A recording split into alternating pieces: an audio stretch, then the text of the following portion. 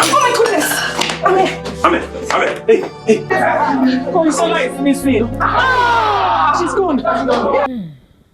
You know, there is this saying that you never know until you have experienced something, or that you can never be the best judge of something until you have experienced that thing. So the question now is suicide or is taking your own life or one's life ever the solution to a problem? Or should I put it this way? Has running away ever solved a problem? Honestly, I was like, no!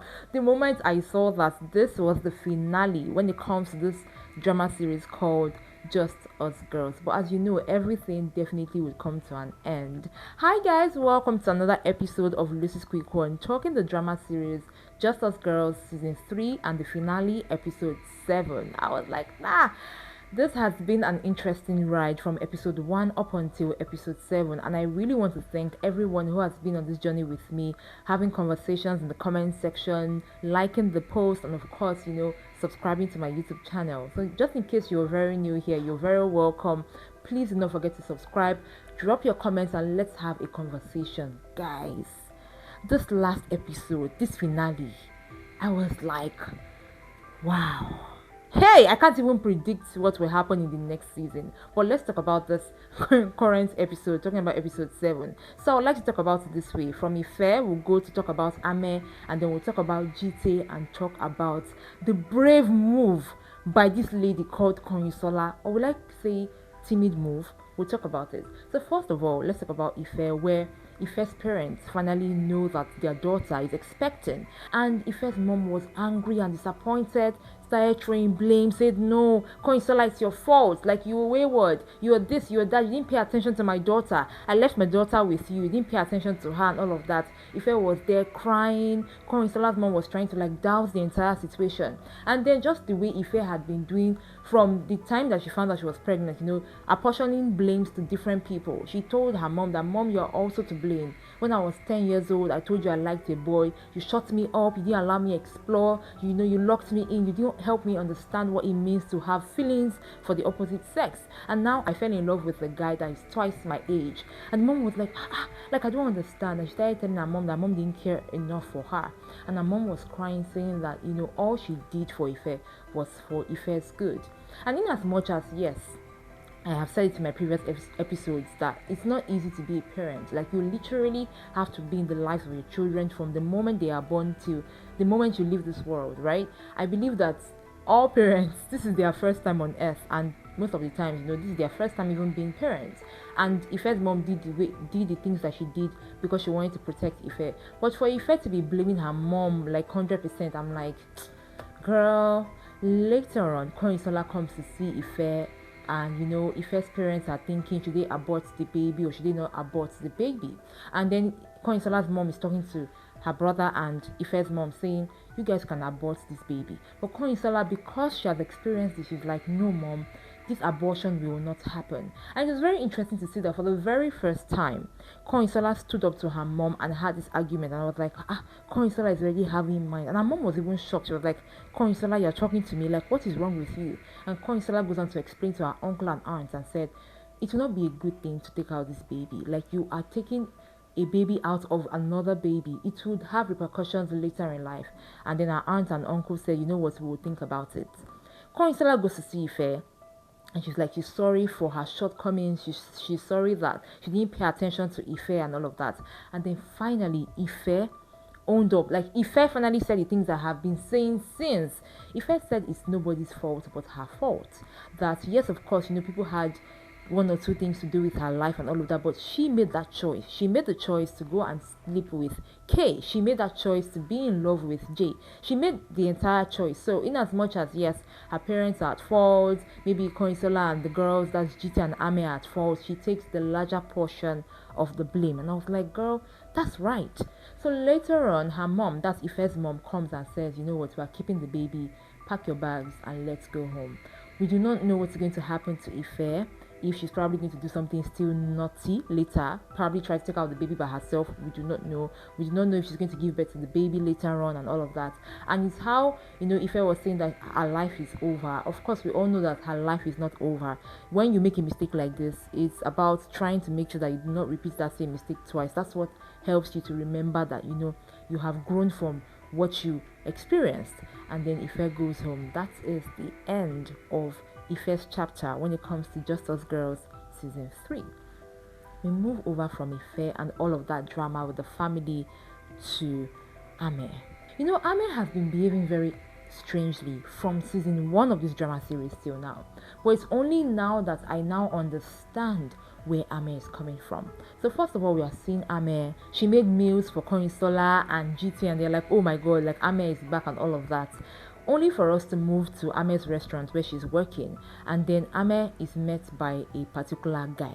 This guy is like, oh my god, Ameh from secondary school. Oh my god, Ameh. He tries to touch her, and from I think episode 4 or episode 3 where we know that Ameh does not want anybody to touch her.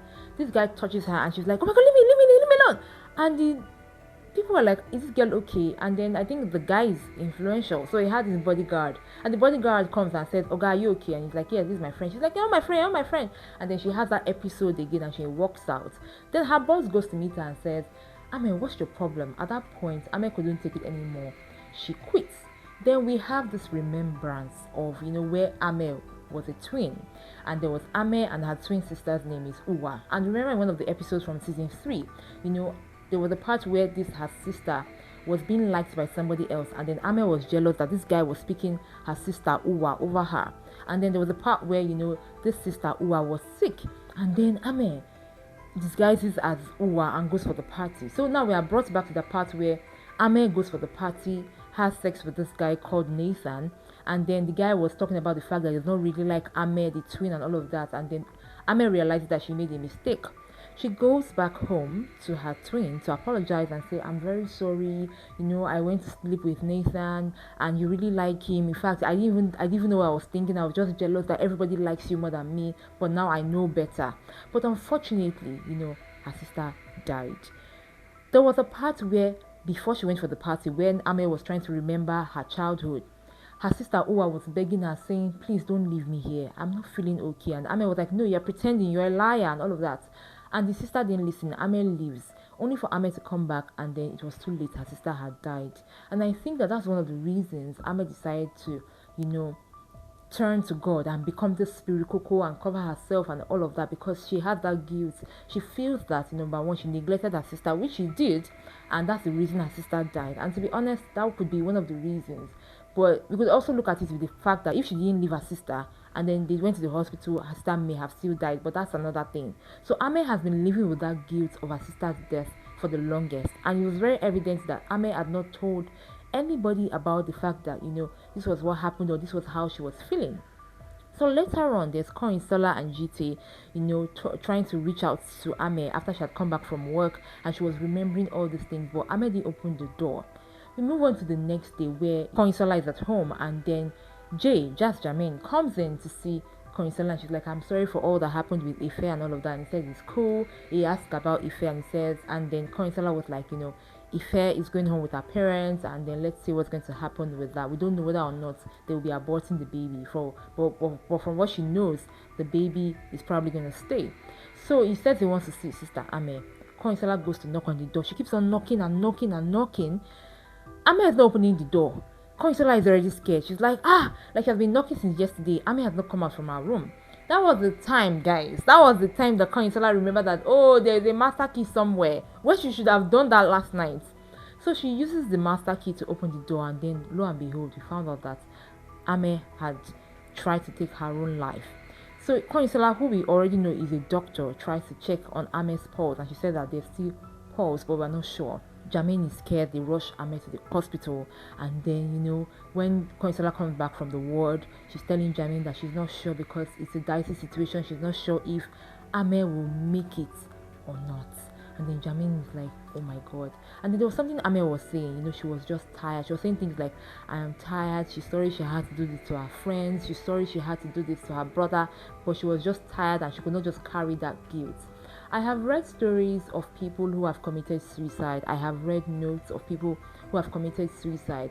And I've also been able to watch interviews of people who have probably been depressed and tried to like commit suicide. And I have come to understand one thing, that there is this pain, there is this load that weighs on people's hearts when before they decide to do this, and that pain sometimes blocks whatever pain they think other people might be facing or would face if they take their own life. So they are just there, they are struggling, and sometimes they just feel like either one, people will not understand where they're coming from, or two, that even when they tell people, they still would not feel better. At the end of the day, they just keep on wallowing in that pain and drowning and drowning and drowning. But I'm here to tell you that whatever it is that you feel that you may be going through, there is always a solution. And if you don't even get any solution from, let's say, human beings, there is always God. Like, you can always ask for help. And that's one thing I think that this drama series is trying to teach, that you are never alone in any kind of struggle that you're going through, no matter how heavy or how difficult it might be. And honestly, I still stand by the fact that I do not think that suicide is an option or is a solution to the problem.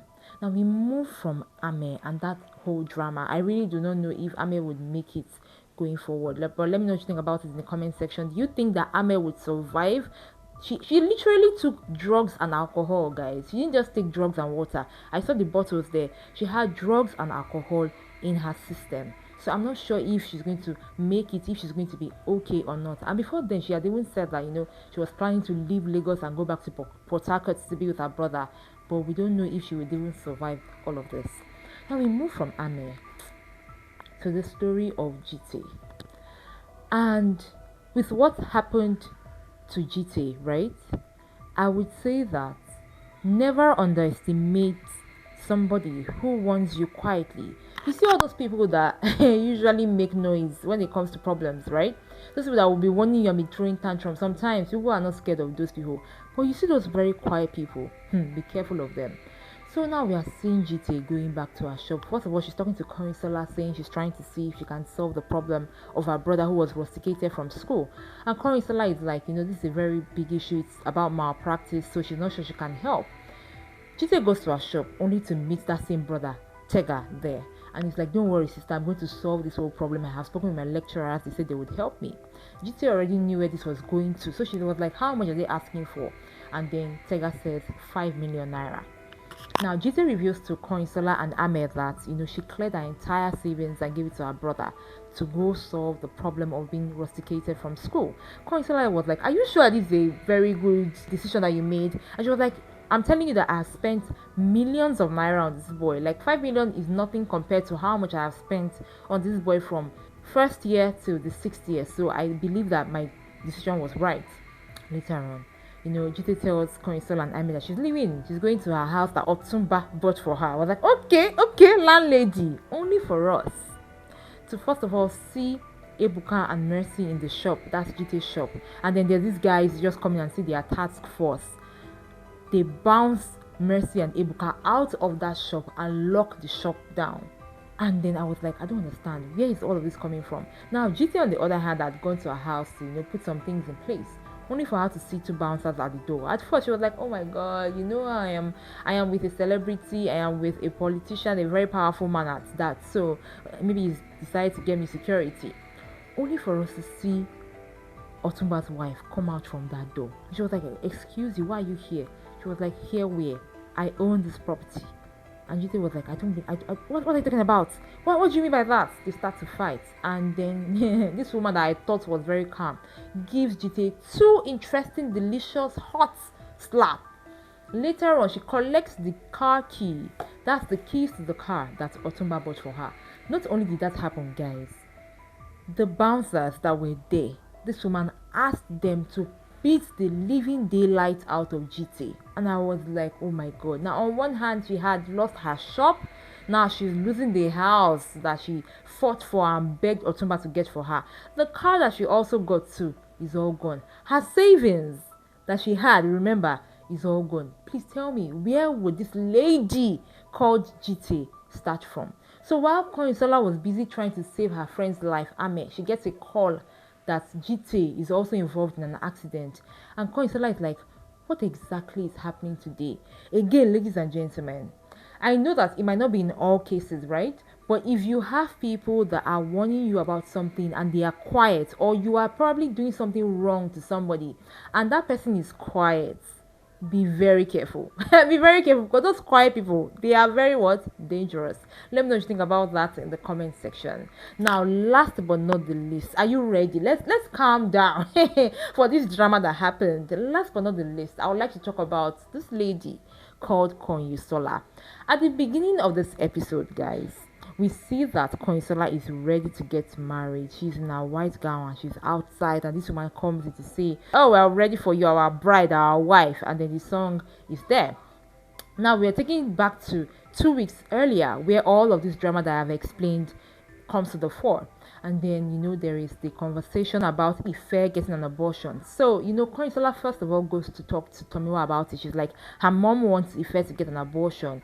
And Tomiwa was like, of course, I do support all of this, right? That's on one hand. So while he was talking to Kayinsola, he was watching the post of Lola, where Lola was saying that men has come, never succumb to a man and all of that. And Tomiwa was just laughing about the whole situation. We move away from that. Keep that aside. We now go to the part where, as his usual habit, Tomiwa texts Lola saying, "I want to see you."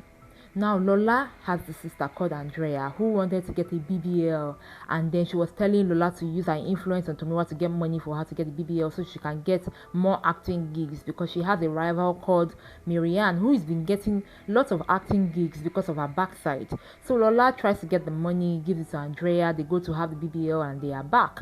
So at that point, while Lola and Andrea were talking, Tomiwa sends a text to Lola to come over, and Lola was like, "I'm not going anywhere." Andrea was like, "Better go, this man is getting married, go and get everything that you want to get from him now, because once he gets married, that's the end." Lola goes there, and then of course she and Tomiwa get intimate. They were done and was about to leave, and she's like, "I thought we were going to spend more time together." He said, "No, we're not spending time together. This was going to just be our usual meet and greet, and then we leave." And then, from all indications, it's very obvious that Lola really likes Tomiwa. So Tomiwa left. Remember that Lola is a social media influencer. For all those who have been following her, like Mercy, Lola runs after Tomiwa. She's like, "Tomiwa, I'm in love with you. Leave Kayinsola alone. Be with me. You are all I need." It was the desperation for me. Lola climbed the car, guys. Lola was like, "You go nowhere. You are mine." And while all of this drama was happening, there were people, bystanders, who were making videos from all that was happening. Little did we know that these videos were going to make it to social media. Lola didn't know. Only for Lola to get home, and then she sees her sister Andrea still in pain, and she's like, "Oh, you're still here. Why didn't you call any of your friends to come and help you?" and all of that. And then Andrea was like, "How would you leave me since and you went to go and be with Tomiwa? You don't even care about me." At that point, when you are angry, that's when you begin to say a lot of truths. At that point, Lola was like, "Andrea, you're very mean, you're very rude. That's the reason you do not have any friends. That's the reason you don't have anybody helping you." And for that colleague that you think was getting all the acting gigs, she has a better behavior, better character than you have. So you need to fix yourself and your personality. If not, even though you have the largest bomb in the entire world, you will not be fine. You will not be getting any acting gigs even after the whole operation. So Lola goes upstairs. She's angry, only for her to see herself trending on social media. Now remember this lady called Mercy, who is working with Jite. Mercy now finally sees that Lola, that has been shouting men has come, men do not deserve anything. She sees her mentor begging a man to be with her, and then she now realizes that she had used her hand to ruin the good relationship she had with her husband to be. And then she was, "Oh my god, Dave is a good guy, he's a very nice guy, I have ruined everything." She tries to see how she can solve that problem. And then we move away from that to where Kayinsola is out. Now before we even get to that point where Kayinsola was out, guys, Muna, he's back in the picture with Ella. Muna and Ella go to church, and then Muna is introducing Ella to everybody and everybody to Ella. But there was one thing that Muna did not do. Muna did not introduce Ella as his girlfriend, and apparently Ella was angry. She was like, "I don't understand. Like, you're introducing me to everybody as your friend and not your girlfriend." She was very angry about that, right? And Muna was like, "I don't understand. Is it a big deal?" And he was like, "Hey, if it was Kayinsola, you would have been showing." I was like, "Oh my god, they are always mentioning Kayinsola." At that point, I told myself that there's nothing that anybody can tell me. Ella would constantly live in the shadow of Kayinsola no matter what, because I don't even know. It just still shows that the guy is still trying his best to like be the best, but it's still not working. So Muna apologizes and says he will do better. Ladies and gentlemen, the time we have been waiting for now finally came. Muna goes to supermarkets. You know, in my last episode, I was talking about the fact that Muna saw Kayinsola, but this time Ella was there. This time, Muna saw Kayinsola, bumped into her, but there was no Ella, there was no Tomiwa there. It was just two of them. And at that point, I expected more, but I didn't get it. And then Kayinsola was like, "Oh, hi, Muna." Muna was like, "Hi, Kayinsola. Oh, congratulations on your wedding. I hear it's soon." And then she's like, "Yeah, thank you. How is Ella?" He said she's downstairs. He was like, "Oh, I'm happy for both of you." And he says, "Thank you." Then you know what Muna said? Muna said, "Stay blessed." Ha! And leaves. I was like, stay what? Brother Muna, you told Sister Kayinsola to stay what? But to be honest, what do I expect then? Oh my god. You know when they say the Lulu is the new so Lulu, I was just expecting a hug, a reconciliation. I can't do this. I can't marry this guy. It's you I want, Muna. Like, Muna, my life has not been the same without you. Kayinsola, my life has not been the same without you. I need you. That was what I was expecting. But all I got, guys, was stay blessed. Ha! I said, God. Kayinsola goes back home. And then she's thinking in the mirror. Jite comes in and Jite is like, what's going on? At that point, for the very first time, Kayinsola reveals that she misses Muna. Like, she knew who she was when she was with Muna, but she doesn't know who she is with Tomiwa. And then Jite made a statement saying that, you know, no two persons can ever be the same. Like, if you leave a relationship and get into another one, they cannot be the same persons. They probably would have one or two personalities or one or two traits that might be similar, but they can never be the same person. And I think that's one of the reasons people are always advised, like, if you're leaving a marriage or if you leave a relationship, majorly if you leave a relationship, try to move past that person. Do not transfer your expectations from that former relationship into the new one. Do not transfer what you want, what you had before on your new partner, because it does cause a lot of problems. We move over from all of that to the wedding. Tomiwa is standing by the aisle waiting for his bride. Everybody's there. Everybody's ready to welcome Kayinsola, the wife. And they started singing, "Here comes the bride, here comes the bride, here comes the bride, bride, where is the bride? Now bring in the bride." Hey, Kayinsola's mom is like, I don't understand. The in-laws, that's Tomiwa's parents, are like, Kayinsola's mom, what's going on? They go look for Kayinsola, only to come back with Kayinsola's wedding dress. I was like, plot twist. Plot twist. Who would have thought? Who would have known? Who would have seen that this would happen? Like, I know a lot of people have been praying that this wedding must not hold. This wedding will not hold. This wedding shall not hold. But who would have thought that Kayinsola will have the mind to do what she did? Like, damn. Ha! At that point, I think Kayinsola's mom came to the realization that her daughter was not interested in this marriage with Tomiwa. At that point, her mom came to the realization that she had done more harm than good to her daughter. But will her mom really come to that realization? In the next season, we're going to find out. Will the fact that Kayinsola left Tomiwa at the altar, does it now mean that she will now go back running to Muna, and Muna will now open his hands and forgive Kayinsola? Remember that Muna made a promise to Ella saying that I will do better going forward.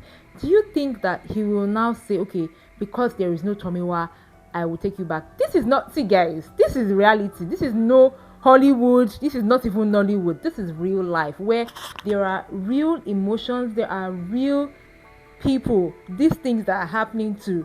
So Kayinsola leaving Tomiwa at the altar and then running away, does it now mean that all the problems will get solved? Now, she has been running away from her mom. She has been trying to make sure that, you know, she doesn't piss her mom off. But now that she has pissed her mom off, she still have the opportunity to still be a doctor. What are your predictions? What will happen to Ella? Does Ella even deserve this kind of thing? I mean, for her, she has always been fighting for what she believes in, the love that she believes that she has for Muna. Will she be able to stand the fact that, okay, Kayinsola is now a free bird, and then Muna knows that Kayinsola is a free bird? But then again, guys, you know what they say, if people are meant to be, they will definitely find their way to each other. Guys, that is it when it comes to episode 7 season 3 of this drama series called Just Us Girls, an eye-opener for a lot of people, and honestly I have loved every bit of talking about it and talking about it with you. So once again guys, I would like to know what you think about it when it comes to Eair, and what you think will happen to her when it comes to Ameh, and if you think she would survive when it comes to Jite, and how you think she should start her life from the beginning, because at the end of the day she lost every single thing. And for Kayinsola, do you think that it's high time she probably starts her own life, finds somewhere else to go, or fights for herself and for Mona? Till next time, I got you more right here on this channel. Till then guys, first of all, happy holidays, Merry Christmas, and a Happy New Year from me to you. Remember, especially during this Yuletide, to enjoy every moment. Bye.